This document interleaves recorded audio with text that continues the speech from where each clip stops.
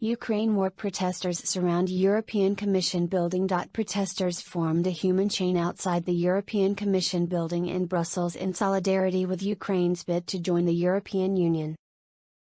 Ukrainian officials have made various pleas in the past weeks for their country to be named a candidate for EU membership, a move that would bring the war-torn nation closer to the bloc without guaranteeing its admittance. Protest organizer Yana Brovji told the Associated Press news agency that Ukraine had shown on many occasions it was a country which stood for European values. "We are at the forefront, and those reluctant member states must understand that if Ukraine falls, the European Union and many member states will be under threat too," Brovji added. Turkey to discuss exports of Ukrainian grain with Moscow. Kyiv. Turkish President Recep Tayyip Erdogan said he will discuss with the presidents of Russia and Ukraine the steps to ensure exports of Ukrainian grain to the world. Western and Russian officials are warning of a global food crisis due to the war in Ukraine and sanctions on Russia. The two countries, major global grain exporters, had a share of 30% of world wheat exports in 2021.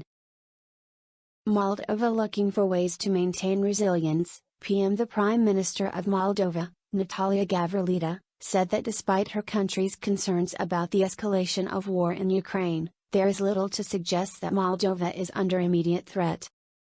"Certainly, we are looking for ways to keep the situation calm and also to build the resilience of the country in various areas," she told Al Jazeera. "We are doing everything we can both in terms of social programs, diversifying our markers, and finding alternative sources of energy in order to maintain social cohesion and political stability." Moldova, one of the poorest European nations, relies heavily on Russian gas. It is currently facing the highest inflation rate in Europe at 29%. Second Briton killed in Ukraine fighting. A former British soldier has been shot and killed in Ukraine, his family said. Jordan Gately is the second Briton reported to have died fighting alongside Ukrainian forces against Russian troops. Gately's father Dean said his son was killed in the eastern city of Severodonetsk and described him as a hero. EU blames Russia for no solution to reopening Ukrainian ports. Russia is holding up talks on finding agreement on a plan to release Ukrainian grain currently blocked from export amid Russia's invasion, said EU Trade Commissioner Valdis Dombrovskis. "I think it's clear what's blocking it, Russia," Dombrovskis said. "It is time for Russia to stop its aggression and to stop blocking Ukrainian food exports." Ukraine is a key global supplier of grain and edible oils, but much of its harvest is bottled up because Russia has occupied its ports or because free ports have been mined to fend off Russian offensives. NATO Chief Stoltenberg says Turkey's security concerns are legitimate. Security concerns raised by Turkey in its opposition to Finland's and Sweden's NATO membership applications are legitimate, NATO Secretary General Jens Stoltenberg said. "These are legitimate concerns. This is about terrorism, it's about weapons exports," Stoltenberg told a joint news conference with Finnish President Sauli Niinistö while visiting him at his summer residence in Naantali, Finland. Sweden and Finland applied to join the Western Defense Alliance last month, in response to Russia's war in Ukraine. But they have faced opposition from Turkey, which has accused them of supporting and harboring Kurdish armed fighters and other groups it deems terrorists. Pro-Russian separatists uphold foreigners' death sentences. Denis Pushilin, a pro-Russian separatist leader in Donetsk, said he would not alter the death sentences handed to 2 Britons and a Moroccan for fighting with the Ukrainian army. "They came to Ukraine to kill civilians for money. That's why I don't see any conditions for any mitigation or modification of the sentence," Pushilin told reporters. Pushilin said the court had issued a perfectly fair punishment to the 3 fighters. He also accused the United Kingdom's Prime Minister Boris Johnson of ignoring their fate and failing to contact the separatist authorities. Tens of Ukraine Azovstal fighters' bodies still in Mariupol, ex-commander. The former commander of Ukraine's Azov National Guard regiment says the bodies of tens of Ukrainian fighters killed during the siege of Mariupol's Azovstal steelworks are still awaiting retrieval. Maxim Zorin said that under the terms of a recent exchange, Some 220 bodies of those killed in Azovstal had been sent to Kyiv, but just as many bodies still remain in Mariupol. One-third of the dead were from the Azov battalion, while the others were border patrol, navy, and police. Talks are continuing about further exchanges, to return home all the bodies, Zorin added in a video posted on his Telegram channel. UK, Russia using its overmatch in force ratio, artillery to seize territory. Britain's defense ministry says Russia is using its overmatch in force ratio and artillery to gradually seize territory in and around Ukraine's Severodonetsk. Russia has likely started preparing to deploy the 3rd Battalion from some combat formations in recent weeks, the ministry said in its latest intelligence update posted on Twitter. Russia destroyed a large depot of Western weapons in Ukraine. Russian forces fired Kalibr cruise missiles to destroy a large depot with US and European weapons in Ukraine's Ternopil region, Interfax news agency reported, citing the Russian Defense Ministry. Russian forces have also shot down 3 Ukrainian Su-25 fighter jets near Donetsk and Kharkiv in eastern Ukraine, Interfax quoted the Russian Defense Ministry as saying. 22 wounded in Russian attack in western Ukraine, Governor. At least 22 people were wounded when Russia struck the Ukrainian town of Chortkiv, according to the regional governor, marking a rare attack in the west of the country. Yesterday at 1946, 1645 GMT, Chortkiv was hit by 4 missiles, all fired from the Black Sea, Vladimir Trush said in a Facebook post, adding that all of those wounded had been hospitalized. McDonald's outlets in Russia open under new logo, ownership. The first 15 restaurants of formerly operated by McDonald's Corp will reopen in Moscow on Sunday under new ownership and a new name, Vkuzno and Tikka, which means tasty and that's it, the company says. Another 50 restaurants will be open on Monday, Vkuzno and Tikka said. The new branding and renamed burgers come more than 3 decades after McDonald's first opened in Moscow. Russian gas exports to Europe via Ukraine unchanged.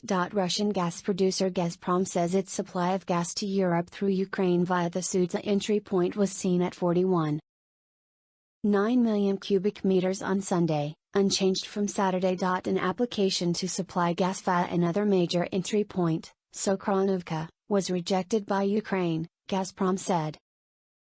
German president criticizes ex-Chancellor Schröder for Russia ties. German President Frank-Walter Steinmeier has criticized former Chancellor Gerhard Schröder for his business ties to Russia. Much of what Schröder did during his time as Chancellor has been eclipsed by his behavior since then, Steinmeier told the Bild paper's Sunday edition. Steinmeier worked closely with SPD party colleague Schröder in the past and was head of Schröder's Chancellery office from 1999 to 2005. Ukraine restores internet link between occupied nuclear plant and IAEA. Ukraine's state nuclear firm Energoatom says it has helped restore an internet connection between the International Atomic Energy Agency and the servers of Ukraine's Zaporizhzhia nuclear power plant, which is occupied by Russian forces. In a statement, Energoatom said the connection to the plant's servers was lost on May 30 but had been restored as of June 10, allowing the IAEA to resume monitoring data on the control of nuclear material at the plant. Scholz, Macron, Draghi to visit Kyiv before G7, Bild am Sonntag. German Chancellor Olaf Scholz will travel to Kyiv with his counterparts from France and Italy before the Group of Seven summit at the end of June, German newspaper Bild am Sonntag reported, citing French and Ukrainian government sources. A German government spokesperson told Reuters, "We are not able to confirm this." The Élysée Palace declined to confirm the information and the Italian government did not immediately respond to requests for comment. None of the 3 leaders has been to Kyiv since Moscow's invasion of Ukraine in February. Sri Lankan Prime Minister says he's open to buying Russian oil. Sri Lanka may be compelled to buy more oil from Russia as the island nation hunts desperately for fuel amid an unprecedented economic crisis, the newly appointed Prime Minister said. Ranil Wickremesinghe told the AP news agency that he would first look to other sources, but would be open to buying more crude from Moscow. Western nations largely have cut off energy imports from Russia in line with sanctions over its war on Ukraine.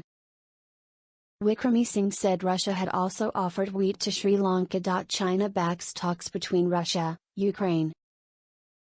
Chinese Defense Minister Wei Fenghe says Beijing is saddened by the events in Ukraine and said he supports peace talks between Moscow and Kyiv. He also said China opposed the West's provision of weapons to Ukraine as well as its sanctions on Russia. Who is the mastermind behind this? Who loses the most? And who stands to gain the most? Who is promoting peace and who is adding fuel to the fire? I think we all know the answers to these questions, he said at the Shangri-La Dialogue in Singapore. Japan donates water purifiers to Odessa. Ukraine's ambassador to Japan Sergei Korsunsky says Tokyo is donating 33 portable water purifiers to the southern Ukrainian city of Odessa. In the near future, 33 portable water purification devices in case of emergencies will be sent to Odessa. We ask Odessa to share them with Mykolaiv. I want to believe that they will not be needed, but we should have them just in case, he wrote on Facebook. Ukraine's First Lady opens Center for Refugees in Lithuania. Ukraine's First Lady Olena Zelenska has opened a center for Ukrainian refugees in the Lithuanian capital, Vilnius.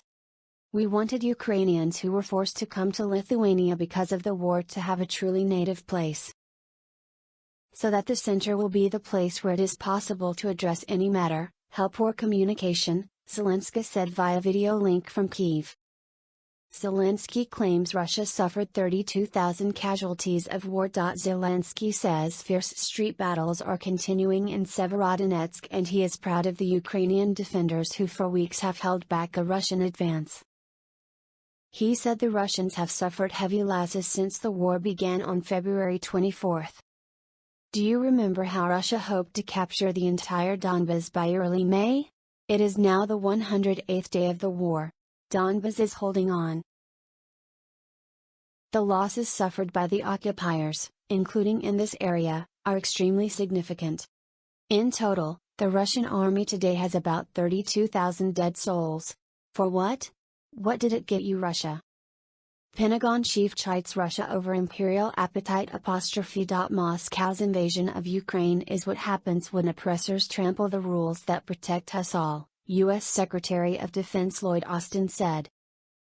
It's what happens when big powers decide that their imperial appetites matter more than the rights of their peaceful neighbors, Austin said during a visit to Asia. And it's a preview of a possible world of chaos and turmoil that none of us would want to live in. Separatists claim Ukraine defenders holding civilians hostage. Some non-combatants managed to flee an industrial zone in the war-torn city of Severodonetsk as Russian forces battle Ukrainian defenders there. Rodion Miroshnik, a Russian-backed representative of the self-proclaimed Luhansk People's Republic, said civilians started to leave the plant, but he did not say how many. There are occasional exchanges of fire. They, Ukrainian defenders, may still be holding several hundred civilians hostage, he said online. He estimated that 300 to 400 Ukrainian fighters were blockaded on the grounds. Ukraine says about 800 people were hiding at the Azov factory, including about 200 employees and 600 residents of Severodonetsk. Highly inaccurate, Russia using Soviet-era munitions. Russian forces are relying on old weapons capable of causing mass civilian casualties as they try to capture regions in eastern Ukraine, the UK's defense ministry said.